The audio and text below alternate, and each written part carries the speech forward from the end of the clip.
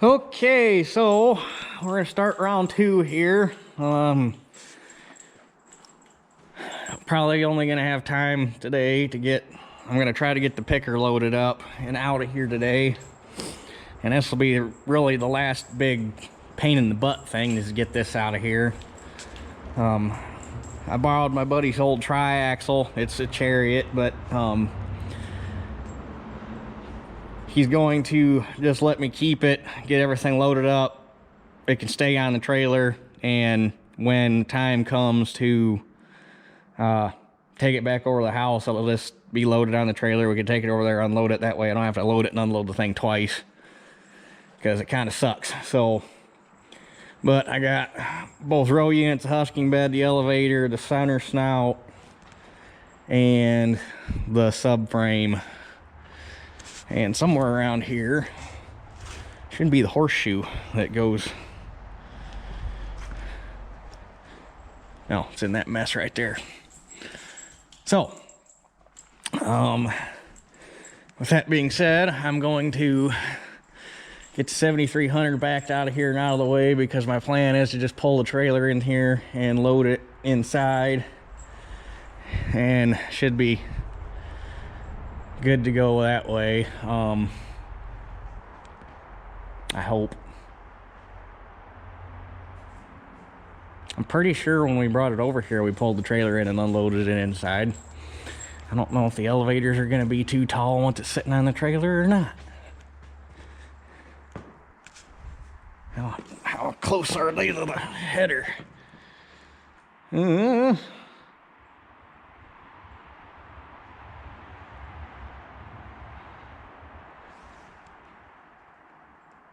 They should go out that door once it's sitting on the trailer. I don't think they'll go out that door, but that door's taller. So we should be good. Either way, I want the 7300 out of the way. That way I got room to maneuver. So guess we'll get things warm up here.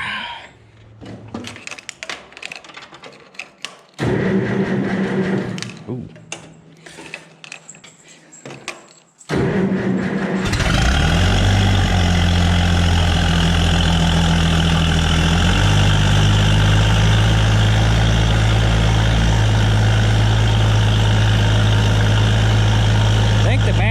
Thing's getting a little weak.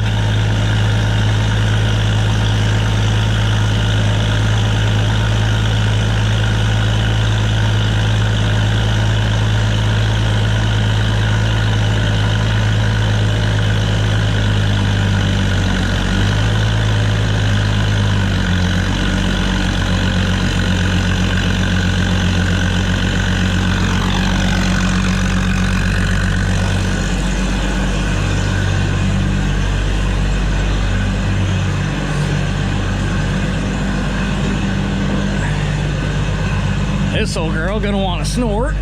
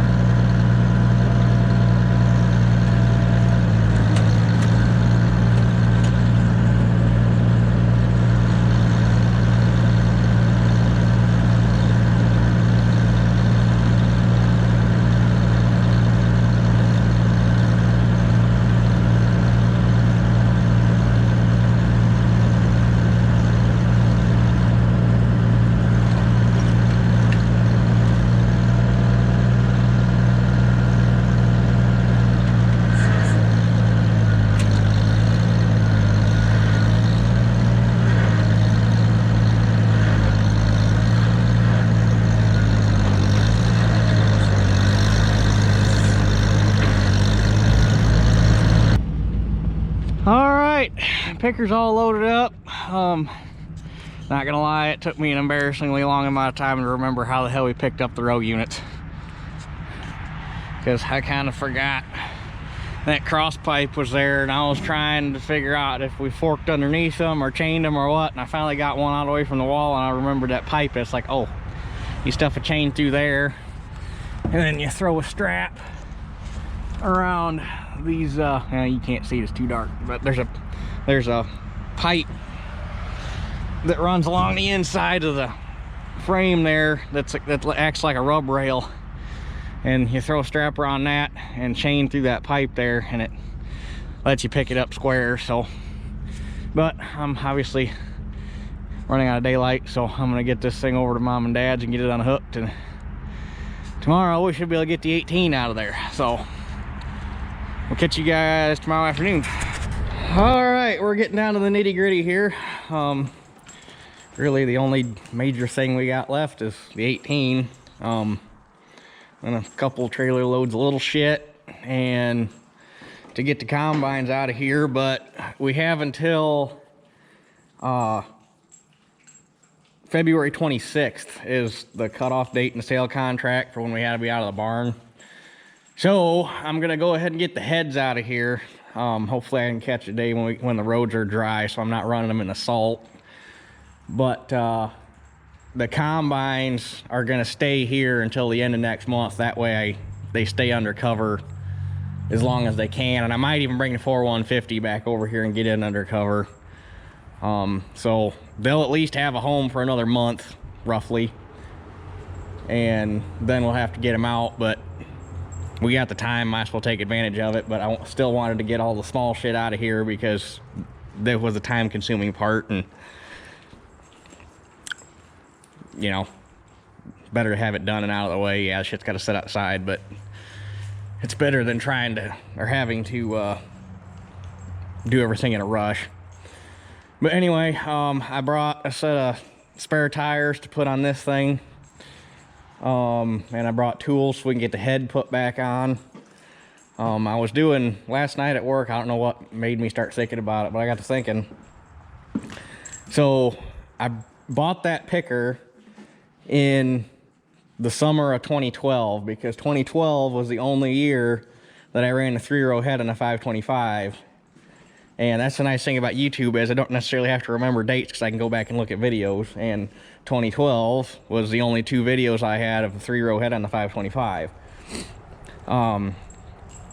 So I don't think we moved the picker over here until that fall, I think, after harvest got done, because it actually sat, we hauled it home on that triaxle that I got it sitting on right now.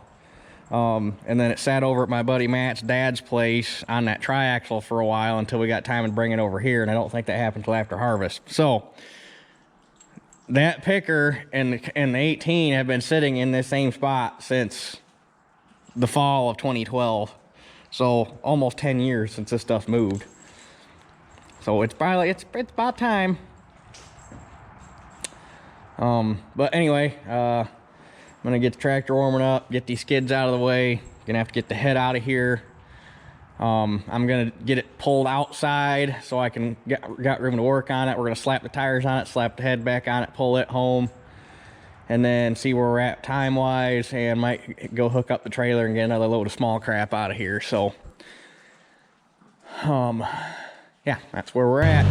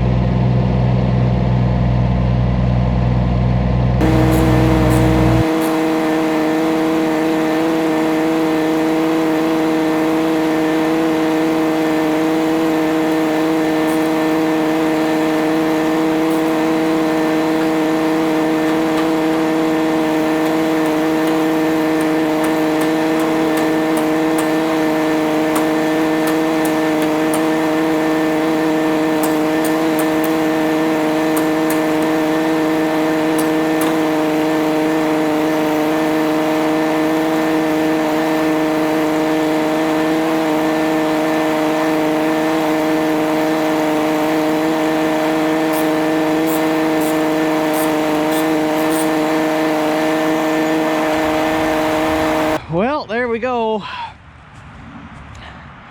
first time this thing's seen daylight in like 9-10 years, and the first time the head's been on it since I was 16. I think is when I started tearing. No, I got the 525 when I was 16. I think I was only 14 or 15 when I bought this. All right, the camera's bitching at me because it's cold, so I'm gonna wrap this up. Running out of daylight, so I'm probably not gonna make it back for another load. We'll work on more tomorrow, so I'm gonna get this run home and probably call it a day. So we'll catch you guys tomorrow.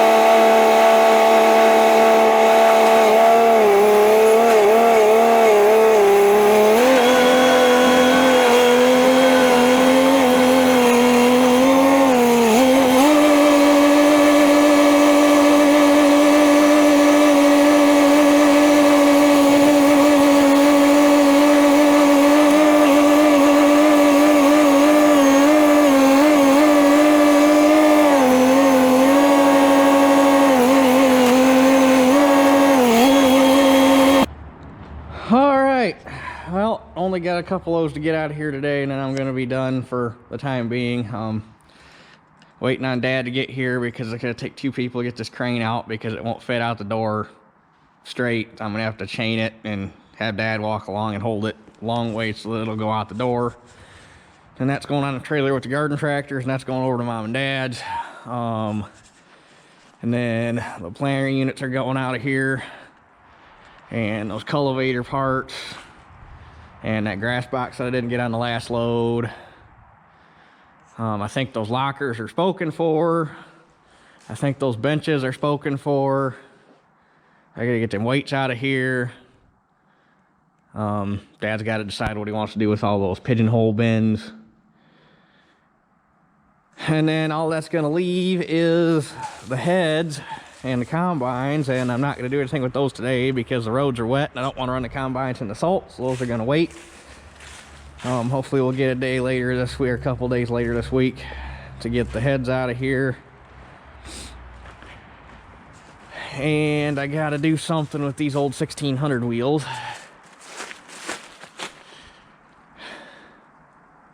I don't know where the hell I'm going to put those. And then these plow frames are scrap. This buzzsaw is scrap, but I'm gonna take the blade off of it because I want to have the blade painted up and hang in the gable of the barn. And that other set of cultivators that will hopefully go away. So we're getting down to the end of it. Just gotta wait for Dad to get here. And we're back here again. As you can see, I did a little organizing. Those workbenches are spoken for, they're going away. The one that was all smashed up in the back, Dad and I just threw that back in the burn pile. I still gotta figure out what I'm gonna do with this one. The more I look at it, the more it's not worth keeping.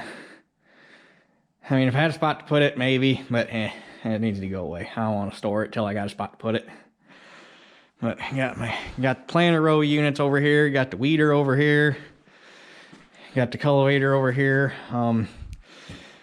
Got a lot of crap out of that barn today. One of them steel workbenches went home, or found a new home. My buddy came and got them 2 Snyder poly tanks. 2 boxes of those little cubby hole bins disappeared. We got rid of those cultivators, or the ones that had the Danish tines that were sitting outside. Those went away. That 32-inch 60 rim went away. We had there was 3 people over there snagging stuff just to get it out of there. The less we got to deal with, the better. But I'm gonna see if I could find another shelf like what I got in there. Because if I can set it up right, I can set it right here in the corner, and the cultivator sections can stay on the bottom, and that weeder's light enough. If I put a shelf right here, we could stack that weeder up here, take up less floor space, and get that stuff up kind of off the ground. So I'm gonna try to do that. I saw a set of uprights at work sitting next to the scrap popper, so I gotta talk to the guy that's in charge of the shop there and see if I might be able to make those things go away one night. That would be ideal. But I only saw the uprights. I didn't see the stringer, so I'd have to see if the stringers are still with them or if they went somewhere else. But anyway, the only thing left over there, we got one workbench left that will hopefully find a new home. Oh, those lockers, my cousin took those, so those are gone. So we got a workbench, a desk, a snow blower, and then both combines are the only thing still sitting inside the barn. Then I got them 1600 rims that I'm probably gonna go over to Mom and Dad's for now until I can find a spot to put them over here. And everything else is going to scrap. I got to get that buzzsaw blade over to that buzzsaw over to Mom and Dad's tomorrow so I can torch that arbor nut off and get the blade off. Because the buzzsaw ain't worth keeping. Somebody's hacked the frame all up to make it mount on something, but Lord only, there's no brackets or anything with it. It's just a hacked up buzzsaw frame with an arbor on it. So there ain't no sense in keeping that. And plow frames are junk. Everything else over there is junk. So I'm gonna have a load of scrap. Got all that stuff left over there. This hitch is going. This lawnmower's going. Got a bunch of crap over at Mom and Dad's has got to go. So we're gonna have one heck of a scrap load. So anyhow, and then we were gonna get rid of this snow plow. Dad made this. It fits on our 60. Pushes off the rear axle. That's what them brackets there are for. It's a 6 foot. The blade itself's off of a Jeep, and then Dad built the frame and everything for it. But we were going to get rid of it. But the more I look at it, it's like, you know, I'm going to have this barn over here now, so I'm going to have a lot more driveway to clean out. And I'm going to be able to park my 66 over here now. And we did some measuring, and I'll have to do a little bit more. But I should be able to mount this on my 66, and the subframe should be narrow enough I should still be able to turn. So this might go on my 66 for pushing snow, at least until I can afford a snow blower. So anyhow, that's pretty much it.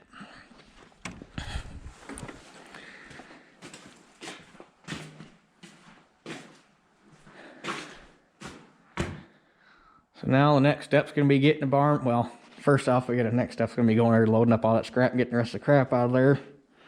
Like I say, hopefully one day this week. Sorry, my mouth's kind of muffled. I got a neck warmer on. It's been cold as hell today.